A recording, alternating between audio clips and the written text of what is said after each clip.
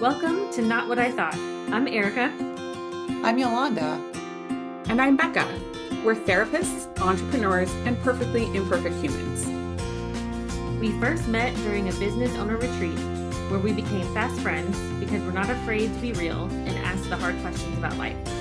What we thought it would be like, how messy it actually is, and the courage it takes to create the life we want. We continue to build our friendship and personal growth through our own retreats. We find the deepest connection in sharing our struggles and finding what we have in common rather than what divides us.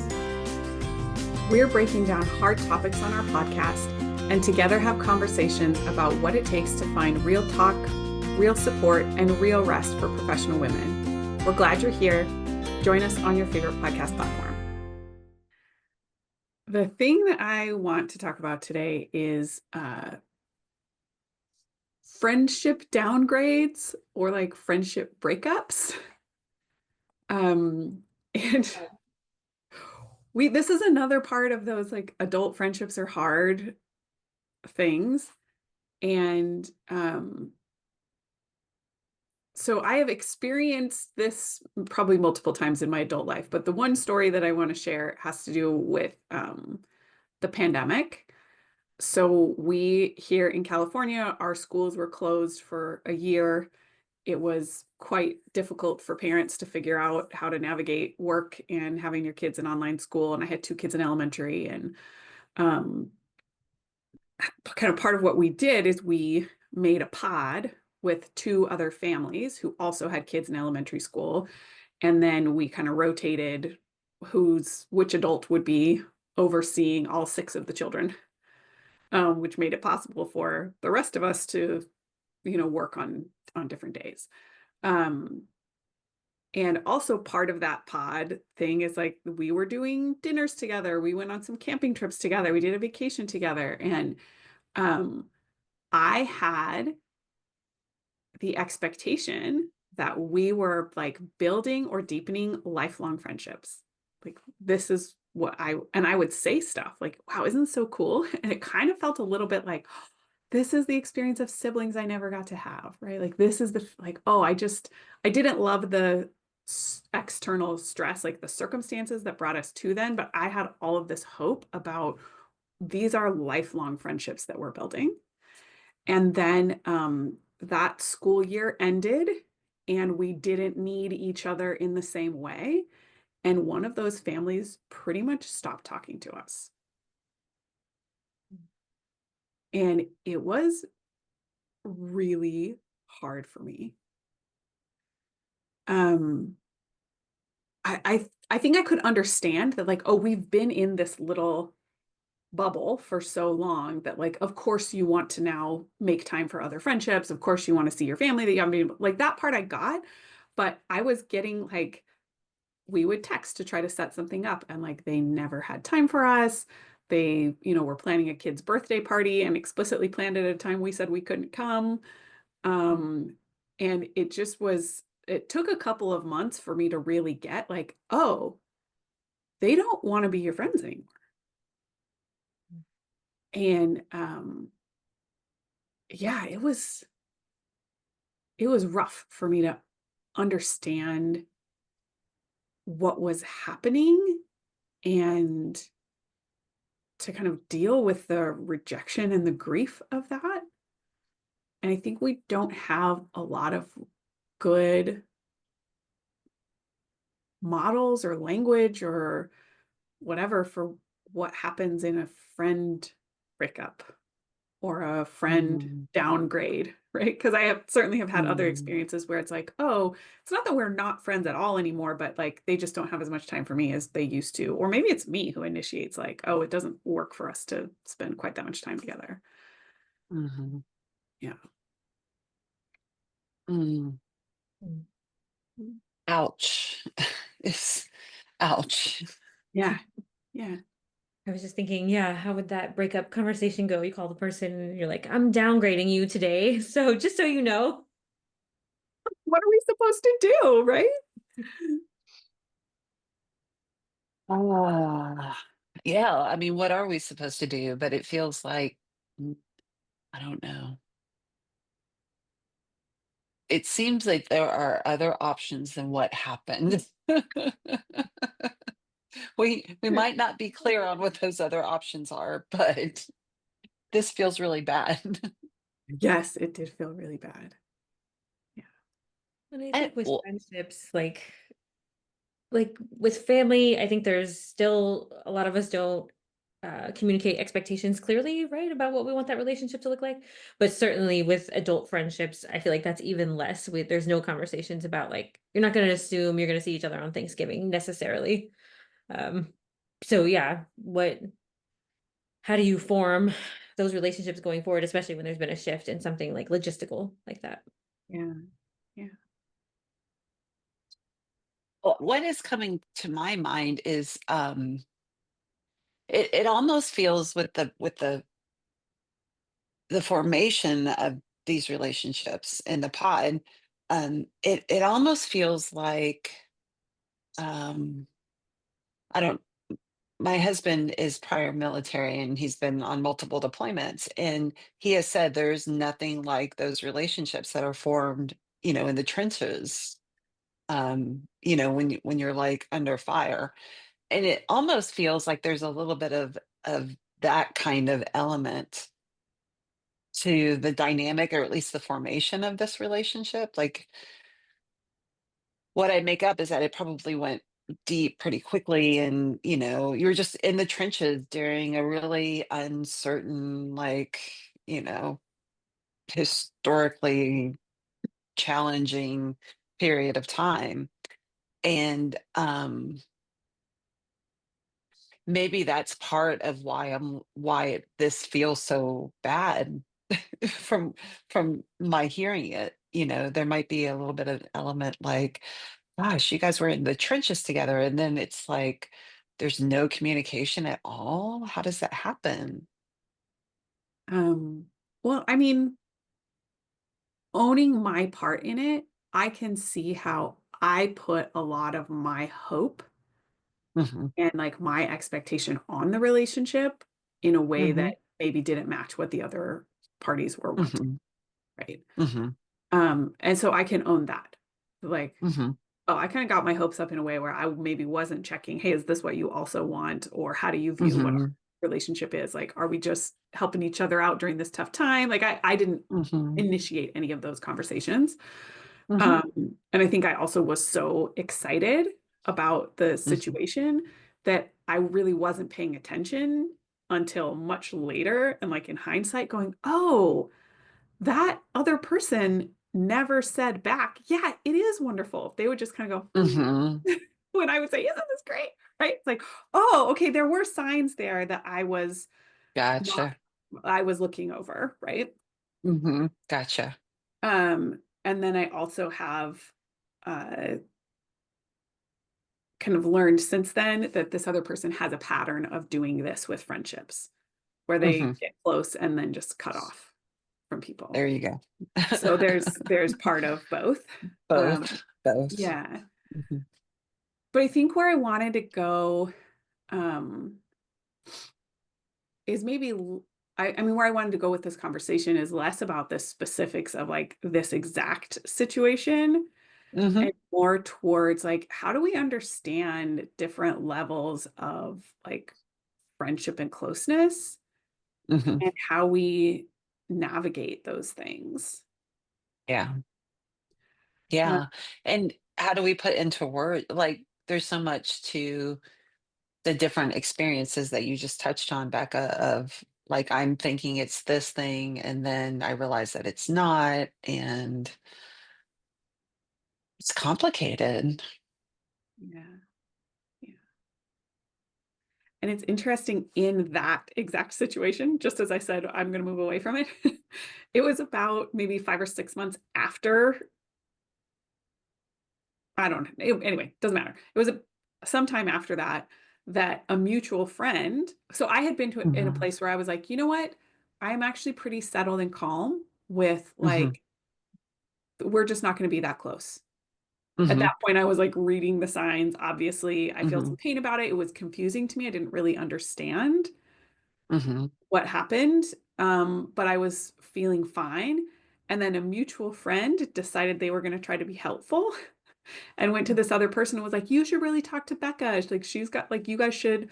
And so then me and this person had a like sit down conversation that was Mm, brought all of the things back up and wasn't actually really mm. helpful. Um, and Well, I mean, yeah, I mean, talking about it in what I think what I'm hearing is that having that conversation that was a little forced because someone else was kind of bringing the two of you together, Mhm. that wasn't the way to handle it either. No, that it wasn't ultimately helpful. Um, Yeah. and in the end, there was kind of an element of self-trust in that, that from Mm, what I knew about this other in that period before we like sat down and had a talk, right? Um, I had done a lot of thinking about it. I'd done a lot of reflecting, kind of healing whatever the hurts were there. And I had thought about, should I reach out to this person and talk to them? And I just mhm. had a sense of like, I don't know that anything would be accomplished by that. Right. Mhm. And I couldn't quite put my finger on it because it wasn't like I had criticisms of this other person. It was just like, I just don't think that that's going to go great. Mhm. Uh, and then because another person had kind of forced or encouraged the thing to happen, then we sat down and it didn't go great. I got some new hurts from Mhm. that conversation and nothing really Mm, happened that helped me. mhm. If there was any good that came out of that, it was like, oh no, I really can trust my intuition. Because even Mhm. if I didn't have specific things to put into words, I had a sense of, I don't think that's going to be good for me for us to have that Mhm. kind of a confrontation, right? Which is Mhm. very different than I do have other friendships where we've been able to sit down and have a more open kind of like, hey, this thing didn't feel good to me. Or Yeah. I mean, the three of us have even had conversations around like, are we communicating in a frequency and in a manner that Mhm. makes sense for us? And do we still want to keep doing this Mhm. project in the way that we're doing it? And like, we have had Mhm. some of those conversations. So I know that I am capable of them. Mhm. And I think what I took away from this particular friendship downgrade was like, oh, I can really trust my intuition in knowing that, like, yeah, I kind of knew that wasn't going to go great. And then it happened Mhm. and, you know, Did it help you to release the relationship a little bit more? um, actually not really. Like I said before, Mhm. I was actually in a pretty good place. And then I was like, Mhm. well, this just stirred Mhm. Then up it stuff stirred for, it up. I Yeah. don't know that anything was helpful there, but Yeah. it's okay. It happened. It's, yeah. Yeah. Well, as you're talking, if I can share kind of what I've noticed for myself about what this looks like recently. Yeah. So there are, you know, enough. I don't know how many, enough interactions that I have had with people who I'm friends with, colleague friends kind of situations. Um, this is what the latest one looked like. I get a text from this person, and the text says, "Oh, hey, I just realized that I never responded to your happy birthday wishes." This is February. That text was November. Um, by the way, I know so and so who needs a therapist. Are you taking new clients? Uh-huh. Nary, hey, how are you doing? Nothing like that. And that feels really icky for me. I mean, like for granted, the business side of things, that transactional portion, I mean, fine, whatever. But it feels kind of icky when there are situations where the only time that I'm hearing from someone if it's a request like that or a request for something. So I have been having multiple conversations about this friend downgrade thing just because like separate from my own experience, I find it interesting. to think about. Hmm. And we talked with one person about having A-list and B-list friends, or like an inner circle and outer circle group of friends. Hmm. And I think that there is a place for us to be really healthy in acknowledging that we can Hmm. have these different, yeah, we can have an inner circle and an outer circle, and that like that is okay. Not Hmm. everybody who is on the B list needs to be progressing towards being an A list friend. For That sure. that Yeah. doesn't have to be an expectation.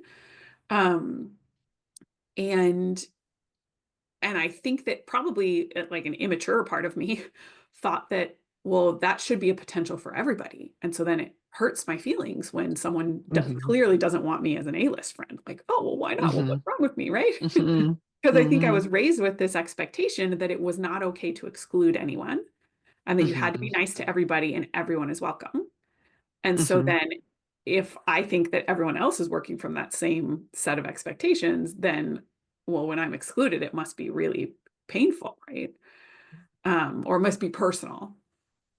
Hmm. And I think there's just this different way of looking at it is okay to not belong in all the places. Hmm. And it also is just not feasible that I am going to be an inner circle friend to every single person that I meet, right? So then why do I get this hang up when I realize like, oh, I'm in a circle?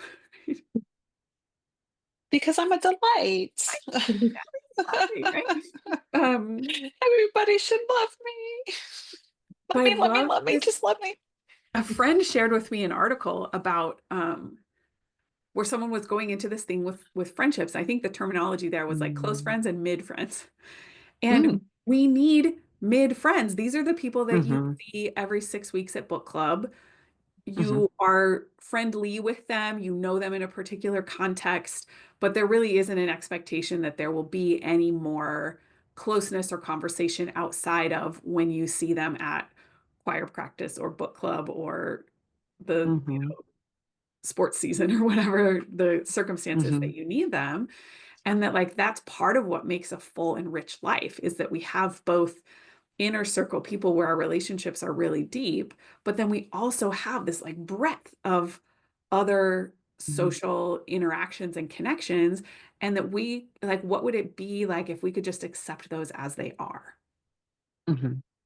And this article also talked about how sometimes when we go through, if we can understand this and be okay with it, then when we go through hard times, it's like there's opportunities for some of those B-list people to step up, that there's like kind of Hmm. more resources when we need it.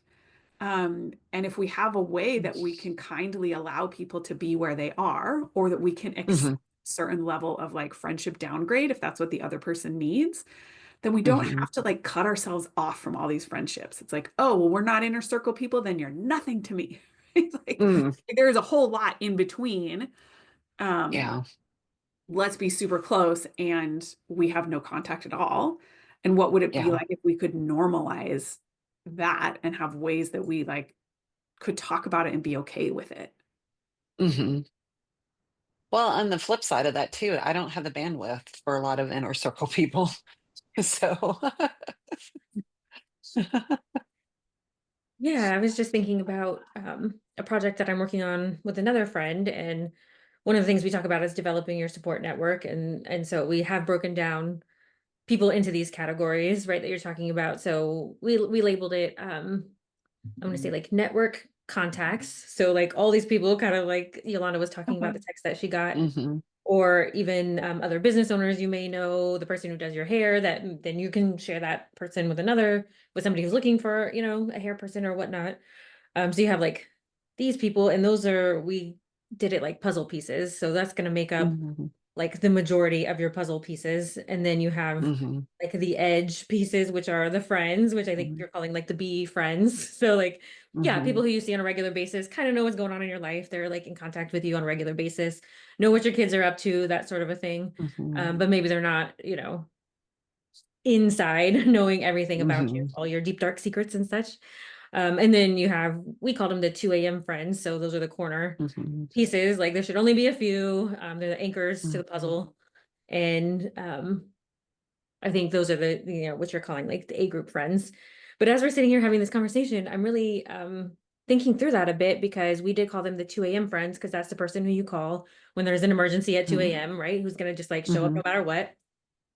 But for the three of us, like we live in different Mhm. geographic locations across the country. And so Mhm. I would have put you in my 2 a.m. friends, both of you, but now I'm like, but I actually can't really call you at 2 a.m. if I'm Mhm. having like a medical emergency or Yeah. something. Yeah. Right. Right. And so even parsing through that, like what does that look like? Mhm. We can talk and share super deep, meaningful things, but I can't come to your kid's performance next week, right? Mhm. Mhm. I don't know. I don't really have a formulated thought. That's just what I'm thinking through. Mhm.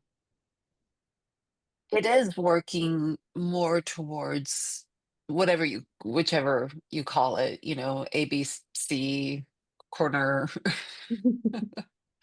um, seeing more of the nuance than the black and white, all or nothing. You're a friend or you're not. Like you're my bestie or we're not talking with each other.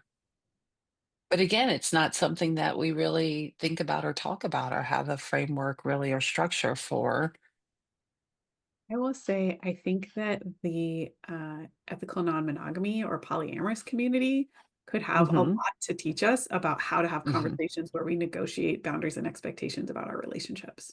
Right? Mhm. And to really learn to like manage our own feelings when stuff comes up. Mhm. Because if I look at the story that I started with, a lot of why that was, well, a lot of why I put this hope and expectation on the relationship, and then also why it was painful for me when there was a cutoff. A lot of that doesn't actually have to do with the other person at all, Mhm. right? That has to do with like my past history, my grief about not having a sibling group the way that I see other people have them, right? Like my, family abandonment stories like that. Maybe not that, like, I believe that kind of a situation would be painful to anyone. And there's like Mhm. particular flavor that goes deep because I have this deep childhood wound, right? Mhm. And I think that to the degree that we can acknowledge those things and say, oh, okay, this part is actually just about me. This is my stuff. Mhm. Then maybe if I can soothe that part or hold on to it or like have a, boundary around my own feelings, then maybe I can look objectively at what's happening with the other person, right? Mhm. Um, if this friend had been able to come to us and say, hey, like, thanks for the time that we did together. And, this is the way that we need our relationship to shift. Mhm. Maybe I could take that on in a different way. Right. Yeah. Yeah.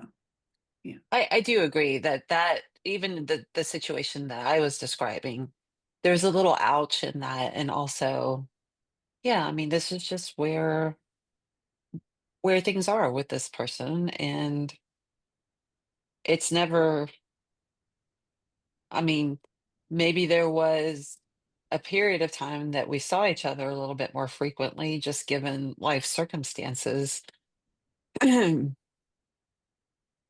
But just seeing each other doesn't necessarily equate to a closer relationship, you Right. know? Right. So there's a little bit of that I've done between me and me as well. In yeah, having my own internal boundary and saying, okay, this is what is true.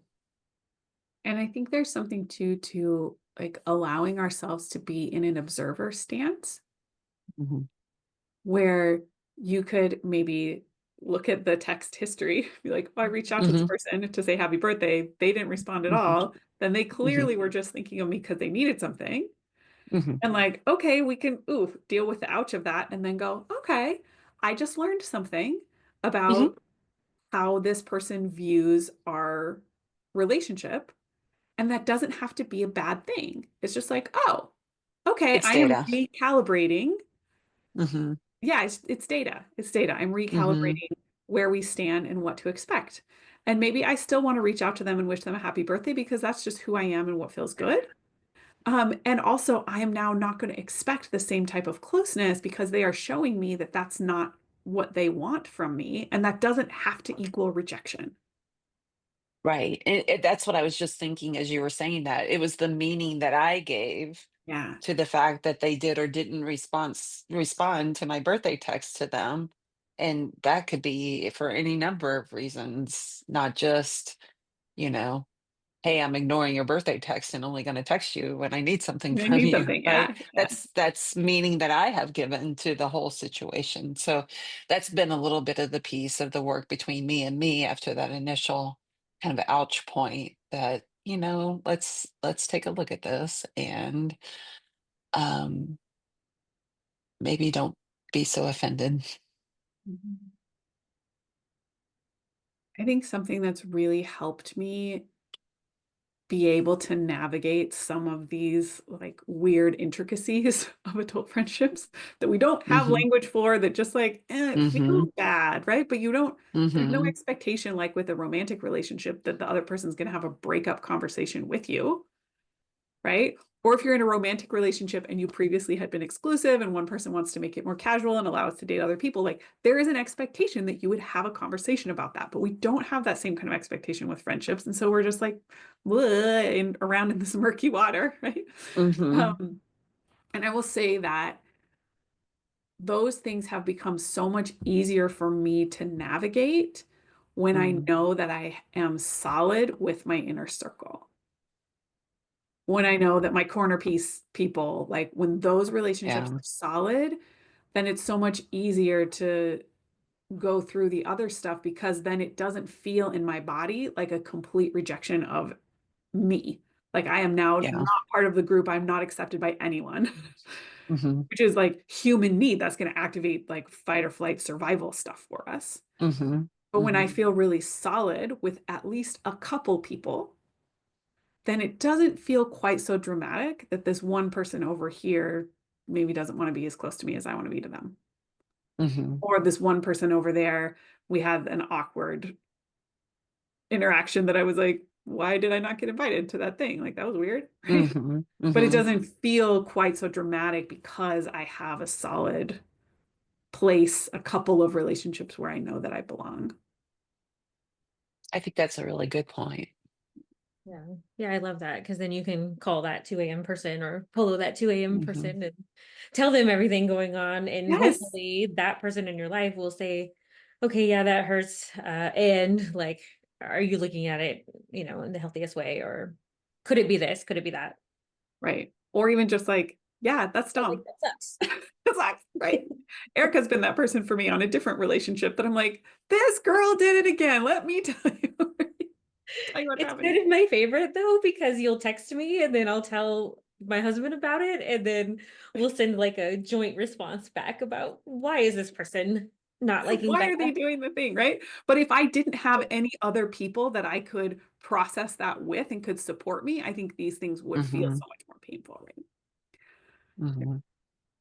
So how do we get everybody on board with the language? I don't know. We got to start a movement. Boundaries. Maybe we need some t-shirts. I don't know. What's the logo on our t-shirt? Yeah, I don't know. We'll work on that. Maybe we should write a book. We can write a friendship book, Mhm. co-authored by the three of us. Mhm. Cool merch. How to be a good mid-level friend.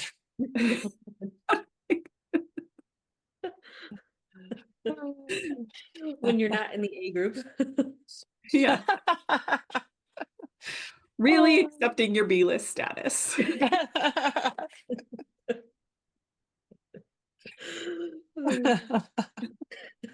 Okay, Well, clearly we got somebody's some gotta be work on the to do B before list. that's ready to go to press, but Right, yeah. The mind map that one out. I think adding on to what you're saying, even us having this joking moment together that we can have as hopefully A-list. I hope I'm on the A-list with you Sure. two. Um, the gratitude that you can have for these relationships, that we, one, Mhm. can have these jokes between us that we just understand. But Mhm. also we can have those other hard conversations like you were referencing earlier. And it's not Yeah. really even that big of a deal, right? It's like, hey, this is what's going on with me. What do you guys think? What should we do? But that does make me think of those conversations, and at the very beginning with the 3 of us, we were kinda tiptoeing a little bit, as we were kind of testing the waters and, like, what is this what is this thing that we have between us? What is the relationship that we have? And it's like, "Hey, can we talk about this?" And the others of us are like, "Yes, let's talk about that," you know? At least that's the way I'm remembering these types of conversations when they've happened between us. It's like we're on a hike and it's like, so how about this? Yeah, okay, you know? Yeah. Um, and that's why the two of you are stuck with me forever. I can't downgrade myself even if I wanted to. I know. Yeah, Becca, what does your heart know to be true? Um, my heart knows that it's okay that adult friendships are complicated, Mm, and that when I hit those complications or those pain points, it doesn't have to mean anything about me. This is just part of what it is, and that I can, with support of others, navigate those times with grace and ease. mm, What does your heart know, Erica? My heart knows that the more I can accept reality and understand these different relationships, the better I can decide how I want to show up in the various relationships. And that just makes it so much Mm. easier for my time and energy and value. mm. Feels good. Yolanda, what does your heart know to be true? Um, my heart knows that I can hold myself in warm regard, especially in the realities about relationships that aren't quite what I thought. And that it's in the holding myself in warm regard that I am actually able to kind of do a little bit more of the perspective taking that Becca was talking about. So I'm really thankful to have had this conversation with the two of you so that we could wrap some words around this so I can get a better understanding of my own process through it. We're so happy you've been listening to the podcast, and we want to make sure you love it. If there's a topic you want us to address, you have a question about one of our episodes, or you want to share your own Not What I Thought experience, we want to hear from you. Record a voice memo or email us at hello@notwhatithought.com. Really, take out your phone now, record, send us a message.